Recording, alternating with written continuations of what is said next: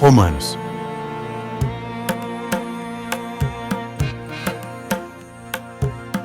Capítulo 13. Todos devem sujeitar-se às autoridades, pois toda autoridade vem de Deus. E aqueles que ocupam cargos de autoridade foram ali colocados por Ele. Portanto, quem se rebela contra a autoridade se rebela contra o Deus que a instituiu e será punido. Pois as autoridades não causam temor naqueles que fazem o que é certo, mas sim nos que fazem o que é errado. Você deseja viver livre do medo das autoridades? Faça o que é certo e elas o honrarão. As autoridades são servos de Deus, para o seu bem. Mas se você estiver fazendo algo errado, é evidente que deve temer, pois elas têm o poder de puni-lo, pois estão a serviço de Deus para castigar os que praticam o mal. Portanto, sujeitem-se a elas, não apenas para evitar a punição, mas também para manter a consciência limpa. É por esse motivo também que vocês pagam impostos, pois as autoridades estão a serviço de Deus no trabalho que realizam. Deem a cada um o que lhe é devido. Paguem os impostos e tributos àqueles que os recolhem, e honrem e respeitem as autoridades. Não devam nada a ninguém, a não ser o amor de uns pelos outros. Quem ama seu próximo cumpre os requisitos da lei de Deus. Pois os mandamentos dizem: não cometa adultério, não mate, não roube, não cobice. Esses e outros mandamentos semelhantes se resumem num só: ame o seu próximo como a si mesmo. O amor não faz o mal ao próximo. Portanto, o amor cumpre todas as exigências da lei de Deus. Tudo isso é ainda mais urgente porque vocês sabem como é tarde. O tempo está se esgotando. Despertem, pois nossa salvação está mais próxima agora do que quando cremos no início. A noite está quase acabando, e logo vem o dia. Portanto, deixem de lado as obras das trevas como se fossem roupas sujas, e vistam a armadura da luz. Uma vez que pertencemos ao dia, vivamos com decência, à vista de todos. Não participem de festanças desregradas, de bebedeiras, de promiscuidade sexual e de práticas imorais. E não se envolvam em brigas nem em invejas. Em vez disso, revistam-se do Senhor Jesus Cristo. E não fiquem imaginando formas de satisfazer seus desejos pecaminosos. Capítulo 14. Aceitem os que são fracos na fé e não discutam sobre as opiniões deles acerca do que é certo ou errado. Por exemplo, um irmão crê que não é errado comer qualquer coisa. Outro, porém, que é mais fraco, come somente legumes e verduras. Quem se sente à vontade para comer de tudo não deve desprezar quem não o faz. E quem não come certos alimentos não deve condenar quem o faz, pois Deus os aceitou. Quem são vocês para condenar os servos de outra pessoa? O Senhor deles julgará se estão em pé ou se caíram. E com a ajuda de Deus ficarão em pé e receberão a aprovação dele. Da mesma forma, há quem considere um dia mais sagrado que outro, enquanto outros acreditam que todos os dias são iguais. Cada um deve estar plenamente convicto do que faz. Quem adora a Deus num dia especial o faz para honrá-lo. Quem come qualquer tipo de alimento também o faz para honrar o Senhor, uma vez que dá graças a Deus antes de comer. E quem se recusa a comer certos alimentos deseja, igualmente, agradar ao Senhor, e por isso dá graças a Deus. Pois não vivemos nem morremos para nós mesmos. Se vivemos é para honrar o Senhor, e se morremos é para honrar o Senhor. Portanto, quer vivamos, quer morramos, pertencemos ao Senhor. Por isso Cristo morreu e ressuscitou, para ser Senhor tanto dos vivos como dos mortos. Então, por que você julga outro irmão? Por que o despreza? Lembre-se de que todos nós compareceremos diante do tribunal de Deus. Pois as Escrituras dizem: tão certo como eu vivo, diz o Senhor, todo joelho se dobrará para mim, e toda língua declarará lealdade a Deus. Assim, cada um de nós será responsável por sua vida diante de Deus. Portanto, deixemos de julgar uns aos outros.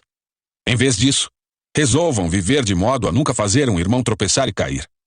Eu sei, e estou convencido com base na autoridade do Senhor Jesus, que nenhum alimento é por si mesmo impuro. Mas se alguém considera errado ingerir determinado alimento, para essa pessoa ele é impuro. E se outro irmão se aflige em razão do que você come ao ingerir esse alimento, você não age com amor. Não deixe que sua comida seja a causa da perdição de alguém por quem Cristo morreu. Desse modo, você não será criticado por fazer algo que, a seu ver, é bom. Pois o reino de Deus não diz respeito ao que comemos ou bebemos, mas a uma vida de justiça, paz e alegria no Espírito Santo. Se servirem a Cristo com essa atitude, agradarão a Deus e também receberão a aprovação das pessoas. Portanto, tenhamos como alvo a harmonia e procuremos edificar uns aos outros. Não destruam a obra de Deus por causa da comida. Embora todos os alimentos sejam aceitáveis, é errado comer algo que leve alguém a tropeçar. É melhor deixar de comer carne ou de beber vinho, ou de fazer qualquer outra coisa que leve um irmão a tropeçar. Você tem direito às suas convicções, mas guarde isso entre você e Deus. Felizes são aqueles que não se sentem culpados por fazer algo que consideram correto. Mas se você tem dúvidas quanto ao que deve ou não comer, será culpado se comer, pois vai contra suas convicções. Se faz qualquer coisa sem convicção, está pecando. Capítulo 15. Nós que somos fortes devemos ter consideração pelos fracos, e não agradar a nós mesmos. Devemos agradar ao próximo visando ao que é certo, com a edificação deles como alvo, pois Cristo não viveu para agradar a si mesmo.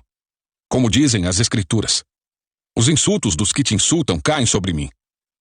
Essas coisas foram registradas há muito tempo para nos ensinar, e as Escrituras nos dão paciência e ânimo para mantermos a esperança. Que Deus, aquele que concede paciência e ânimo, os ajude a viver em completa harmonia uns com os outros, como convém aos seguidores de Cristo Jesus. Então todos vocês poderão se unir em uma só voz para louvar e glorificar a Deus, o Pai de nosso Senhor Jesus Cristo. Portanto, aceitem-se uns aos outros como Cristo os aceitou, para que Deus seja glorificado. Lembrem-se de que Cristo veio para servir aos judeus, a fim de mostrar que Deus é fiel às promessas feitas a seus patriarcas, e também para que os gentios glorifiquem a Deus por suas misericórdias, como dizem as Escrituras. Por isso eu te louvarei entre os gentios. Sim, cantarei louvores ao teu nome. E dizem também: alegrem-se com o povo dele, ó gentios. E ainda: louvem o Senhor todos vocês gentios. Louvem-no todos os povos. E em outra parte o profeta Isaías disse: virá o herdeiro do trono de Davi, e reinará sobre os gentios. Nele depositarão sua esperança. Que Deus, a fonte de esperança, os encha inteiramente de alegria e paz, em vista da fé que vocês depositam nele, de modo que vocês transbordem de esperança pelo poder do Espírito Santo. Meus irmãos, estou plenamente convencido de que vocês estão cheios de bondade. Conhecem essas coisas tão bem que podem ensiná-las uns aos outros.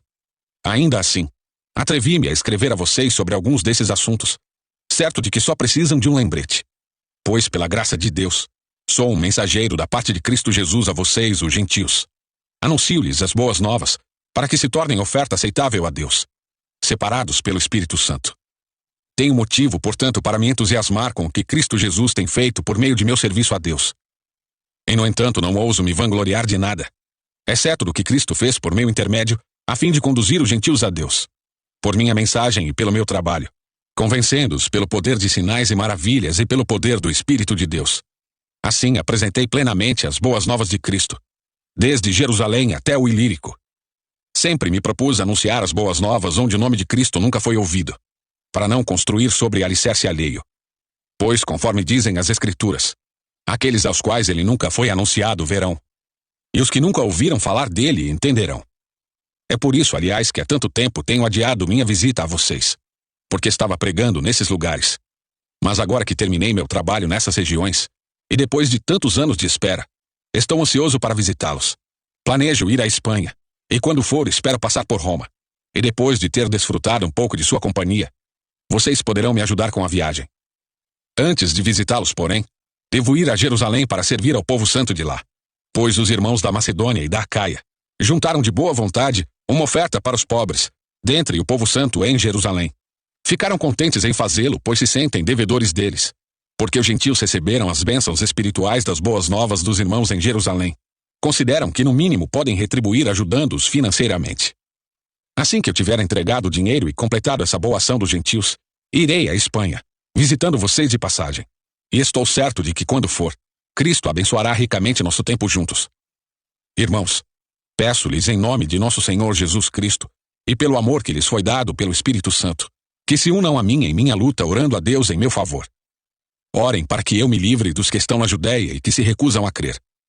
Orem também para que o povo santo em Jerusalém se disponha a aceitar a oferta que estou levando. Então, pela vontade de Deus, poderei visitar vocês com o coração alegre e teremos um tempo de descanso juntos. Que o Deus que nos dá sua paz esteja com todos vocês. Amém. Capítulo 16. Recomendo-lhes nossa irmã Febe, que serve a igreja em Cencreia. Recebam-na no Senhor como uma pessoa digna de honra no meio do povo santo. Ajudem-na no que ela precisar. pois tem sido de grande ajuda para muitos, especialmente para mim. Deem minhas saudações a Priscila e Áquila, meus colaboradores no serviço de Cristo Jesus. Certa vez eles arriscaram a vida por mim. Sou grato a eles, e também o são todas as igrejas dos gentios. Saúdem a igreja que se reúne na casa deles. Saúdem também meu querido amigo Epêneto, que foi o primeiro seguidor de Cristo na província da Ásia. Saúdem Maria, que trabalhou tanto por vocês. Saúdem Andrônico e Júnias, meus compatriotas judeus, que estiveram comigo na prisão. São muito respeitados entre os apóstolos, e se tornaram seguidores de Cristo antes de mim. Saúdem Ampliato, meu querido amigo no Senhor. Saúdem Urbano, nosso colaborador em Cristo, e meu querido amigo Estaques. Saúdem a Pérez, um bom homem aprovado por Cristo. Saúdem os que são da casa de Aristóbulo. Saúdem Herodião, meu compatriota judeu. Saúdem os da casa de Narciso, que são do Senhor. Saúdem Trífena e Trifosa, obreiras do Senhor, e a estimada Pérside, que tem trabalhado com dedicação para o Senhor. Saúdem Rufo, a quem o Senhor escolheu, e também sua mãe, que tem sido mãe para mim. Saúdem Assíncrito, Flegonte, Hermes, Pátrobas, Hermas e os irmãos que se reúnem com eles. Saúdem Filólogo, Júlia, Nereu e sua irmã, e também Olimpas, e todo o povo santo que se reúne com eles. Saúdem uns aos outros com beijo santo. Todas as igrejas de Cristo lhes enviam saudações.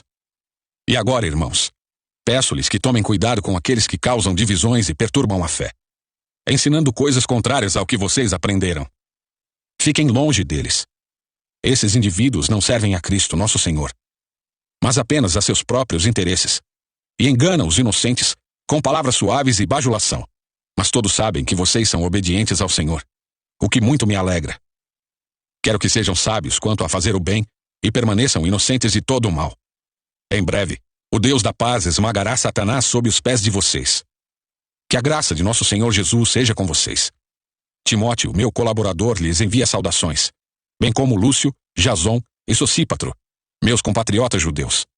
Eu, Tércio, que escrevo esta carta para Paulo, também envio minhas saudações no Senhor. Gaio o saúda. Estou hospedado em sua casa, onde ele também tem recebido toda a igreja.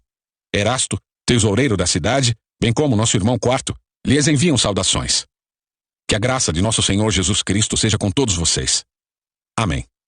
Toda a glória seja a Deus, que pode fortalecê-los, como afirmam as boas novas. Essa mensagem a respeito de Jesus Cristo revelou seu plano, mantido em segredo desde o princípio dos tempos, mas que agora, como os escritos dos profetas predisseram, e o Deus eterno ordenou, é anunciada aos gentios de toda parte, a fim de que eles também possam crer nele e lhe obedecer. Toda a glória para sempre ao Deus único e sábio, por meio de Jesus Cristo. Amém. Chegamos ao final dessa leitura. Deixe seu like, se inscreva no canal e compartilhe as escrituras através desse vídeo. Te vejo na próxima leitura.